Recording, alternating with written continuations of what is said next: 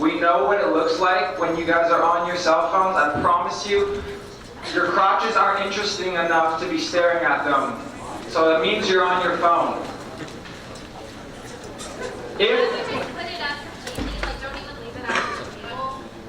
If we see a phone or headphones, they'll be ours. I don't think you guys want them to be ours for the day. So let's not have them out. Alright, so we are the ACT reading section. Hopefully for most of you guys this is going to be just a really good solid review of things you've already been practicing and gone over. I know for my kids it should be. So just a very quick breakdown. Most of these slides also do go along with your notes. If I go too fast or if you have a question, just throw your hand up, okay? Alright, so just a quick breakdown of the test. The reading test is the third one that you will see on the ACT. You start with English, you move to math, you get a break, then you come back to English. It is one of the two shorter tests, but it is also the third one, so you're a little brain dead by the time you get to it, okay? You will always see 4 passages in this order. Prose fiction, meaning not poetry or drama, social science, humanities, and natural science, always in that order. And then you get 10 questions per passage for a total of 40 questions. Now that breaks down to about 8 minutes and 45 seconds per passage and 10 questions. That is not a lot of time, okay? And so the ACT reading test, while maybe not difficult in and of itself, is difficult to get done in those 35 minutes and to get done well, okay? How many people would say the reading test is their weakest area? A lot of people do. Okay, not many of you though. Okay, that's good. I like that.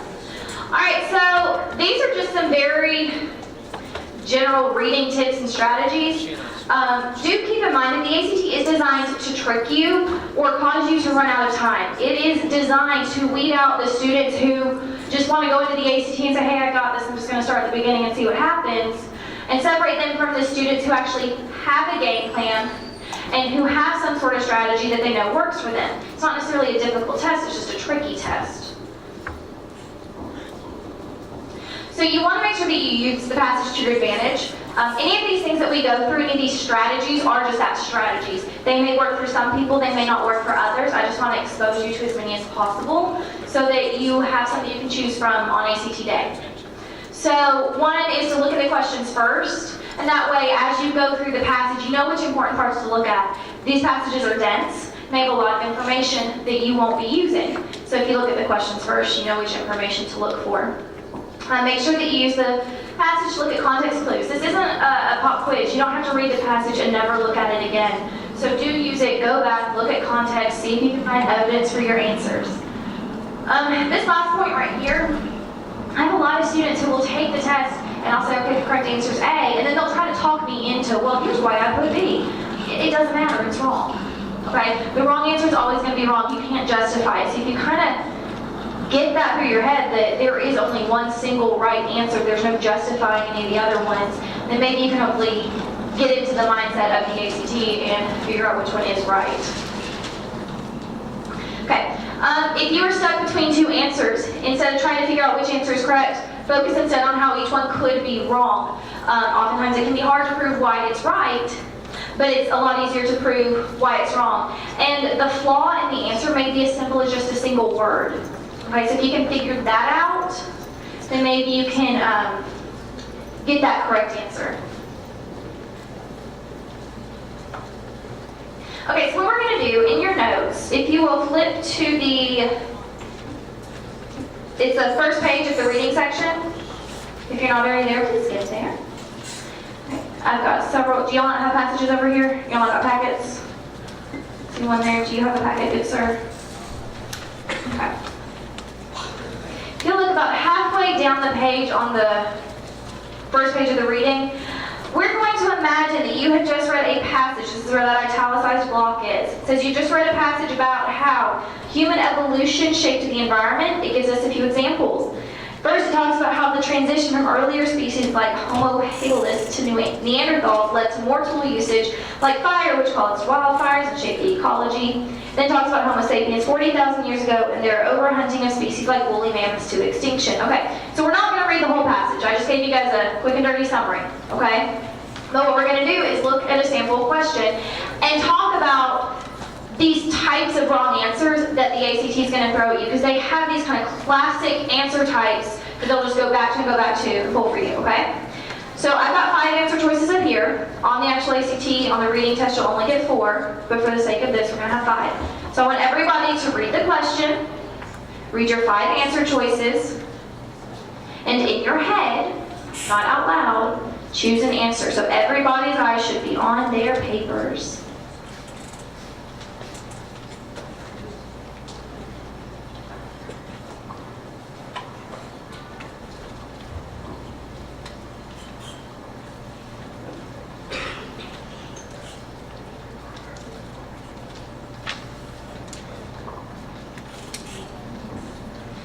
So we're just going to do a finger count. When you have the right answer, I want you to hold it up on your hand. We're going to say A is 1, B is 2, C 3, D 4, E 5. So when you have the correct answer, hold it up high. And also, don't mess with people's hair who are sitting in front of you. I see you.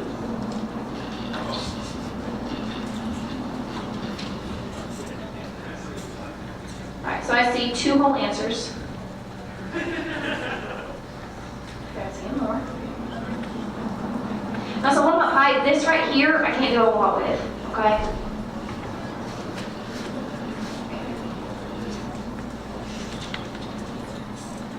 Okay, let me get like this area to give me some more. This one's kind of doing okay. All right, so the correct answer here is E, okay? Which of the following best describes the main subject of the passage? You have the influence of human development on ecology. Okay, so what we're going to do is we're going to go through A through D, and we're going to talk about very quickly what they're trying to do, how they're trying to trick you, okay?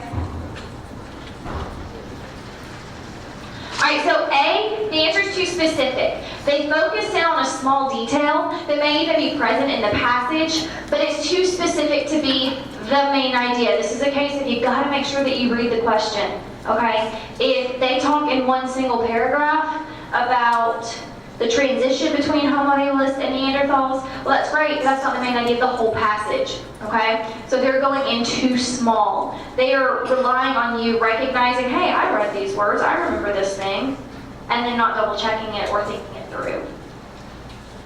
Now, B is the exact opposite, okay? So it's too broad. It doesn't focus in on a specific area of evolution, the answer choice that I gave you. And so it's kind of just relying on you to go, well, I mean, it's kind of about this, and so I'm going to fit it into this.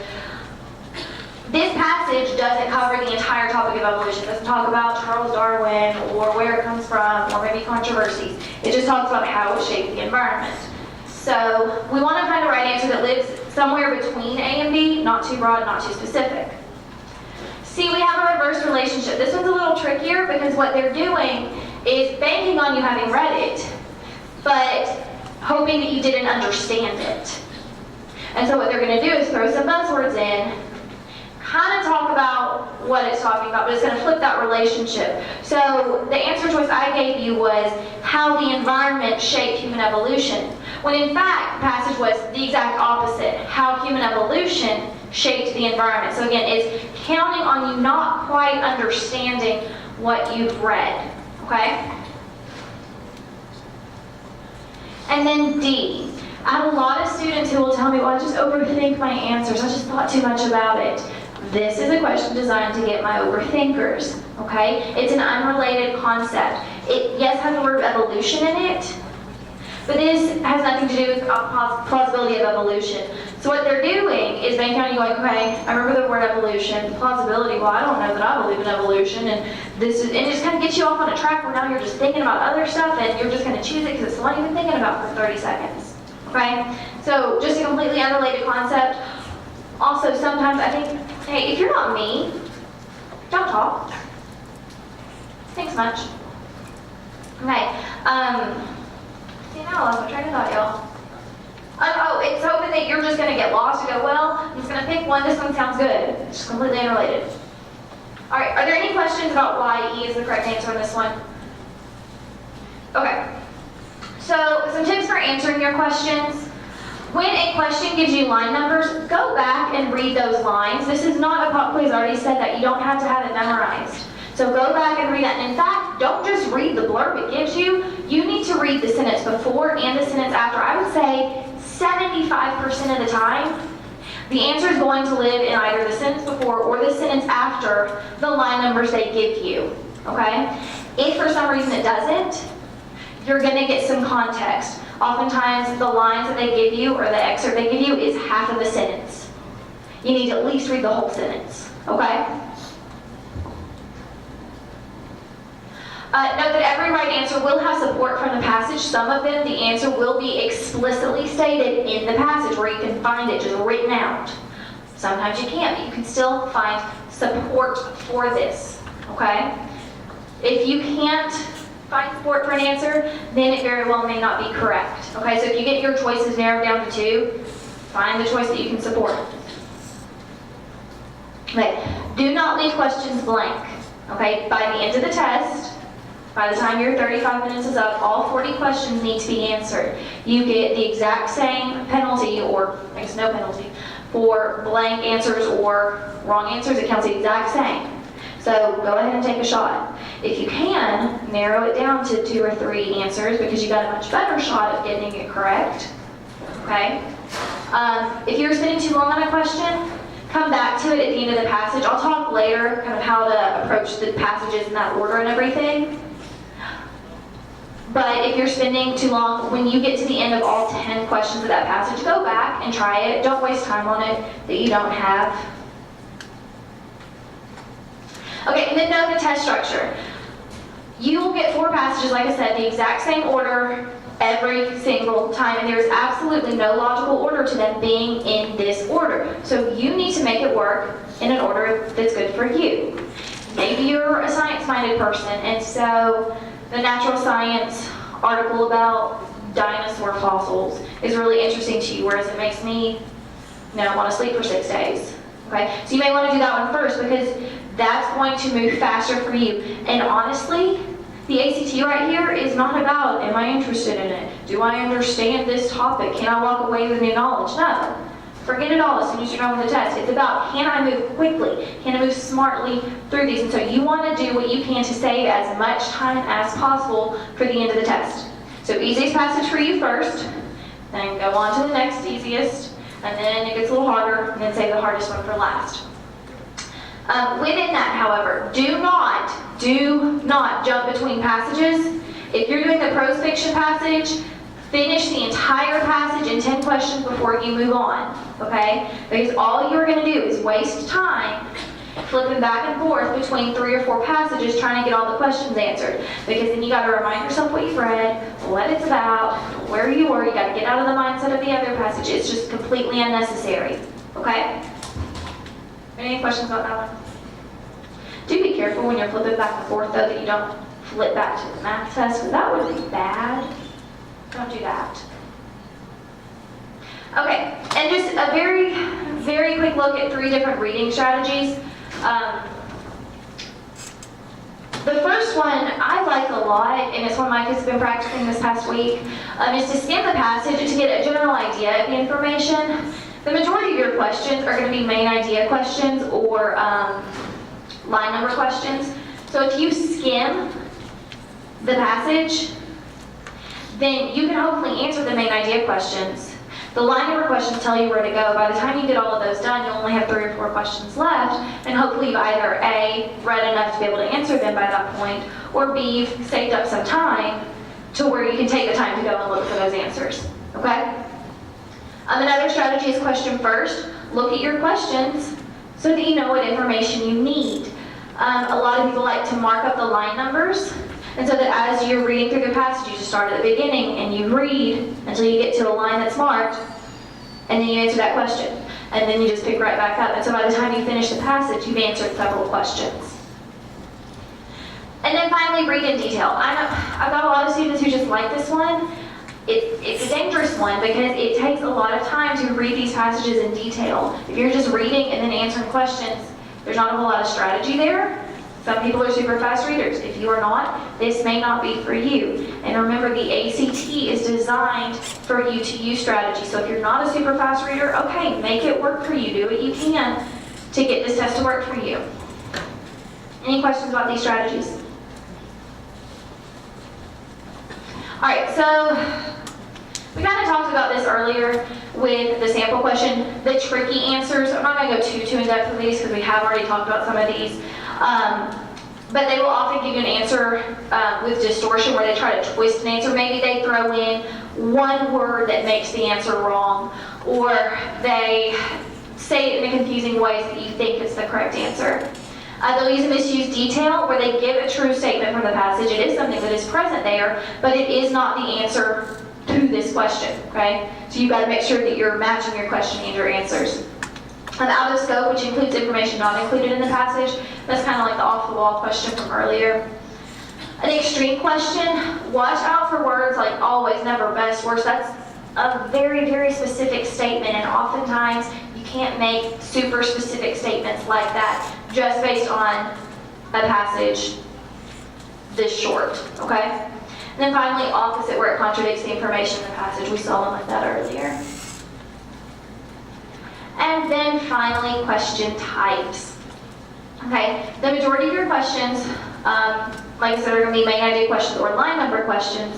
Those line number questions may be asking you to do different skills, okay?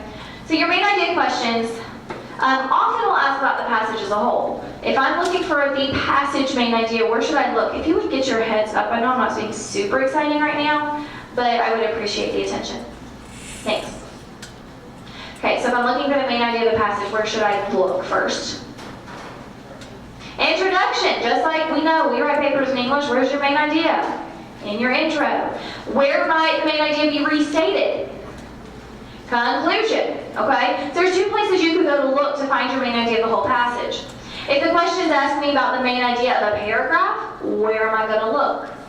First sentence of the paragraph. These are very basic skills that you guys should know. You've been doing this for years and years and years. You just got to kind of pull them out of your brain and actually apply them, okay? I want to talk about vocab and context questions. This is a big one that trips up a lot of people. 99% of the time. The word that they give you is going to be a word that you know. And the definition that you know, the way that you use that word, is going to be an option. But 99% of the time, that is not the correct answer. So what you have got to take that word and go back to the passage, look at it in context, because I guarantee you the definition you know is not the correct answer. And they are relying on you being too quick and thinking you know it when you don't, okay? Okay, are there any questions about anything that I've covered? Yes? Okay, give you guys a second. I know some people are getting these notes. How many people are taking the ACT for the first time tomorrow? Okay, a lot of you guys. How many times can you take the ACT? As many times as you're willing to pay for it. Okay? Now y'all aren't paying for it tomorrow. So that's awesome. We didn't have that option when I was in high school. They think you're a lot cooler than I am. Alright, you got this now? Are we good to move on? Hello, sir. Is he good now? Okay. Alright. So what's going to happen is you are in a second going to get a passage, okay? Please listen here. You don't have a microphone, please don't talk.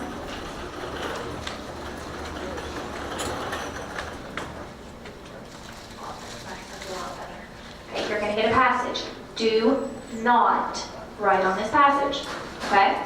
Don't look at it even just right now. Just pass it down. Just hold on to it for a second, then you'll get instructions. Okay.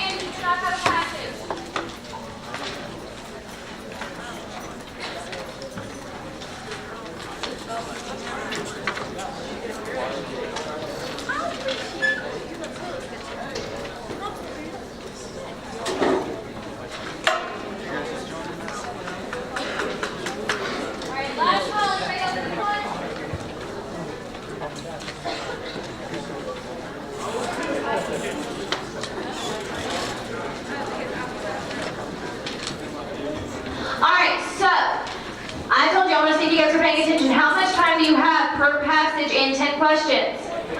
8:45, okay? Now the idea is that your first passage, you do fairly quickly because it's the easiest one, so maybe you do it in 7:15, and that's an extra minute and a half that you can apply to another passage. So by the time you get to the more difficult one, maybe you've got 10 or 11 minutes to work on it, okay? So what we're going to do is I'm going to have you guys read the passage. Don't write on them, okay? You will have 3.5 minutes. That is the maximum amount of time that you should take to read a passage on the reading test, okay?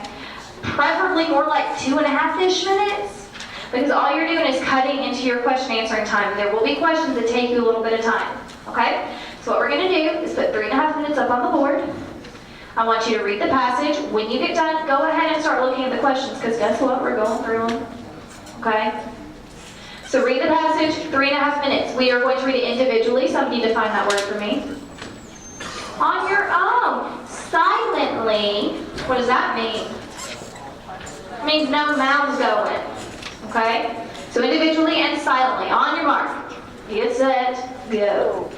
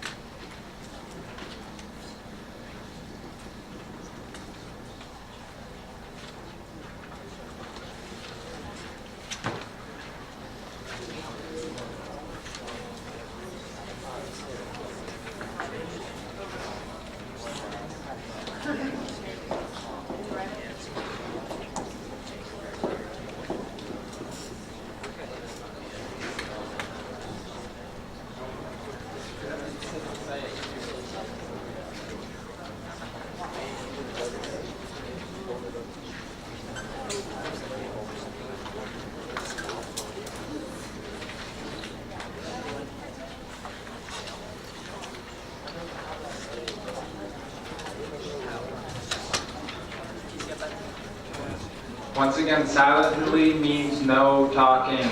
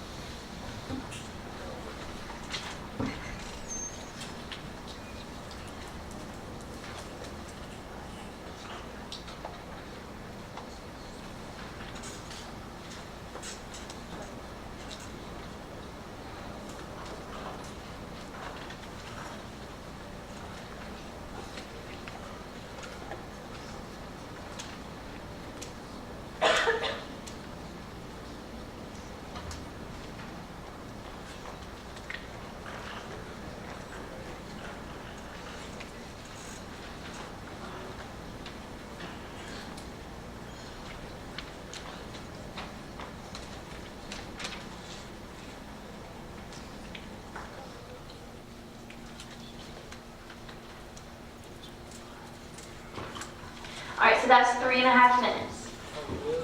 For some of you, I hope that feels like a whole lot of time. Good. You don't want to take much more time than that. All right, so what we're going to do is we are going to go through and start answering some of these questions. You have received a Plickers sheet. If you will look closely at your Plickers code in front of you, there is an A, B, C, and D side. When we answer the questions, you will hold up your answer with the letter matching your choice facing up. Is that correct? Okay. All right, so if I'm choosing A, the side that says A should be on top. Okay? If you are a purple Plicker, when we scan these, you are going to be my team. Okay? Pink, your Wantage. Okay? Okay, so get excited about that. I mean, there's some competitiveness here. Okay? All right.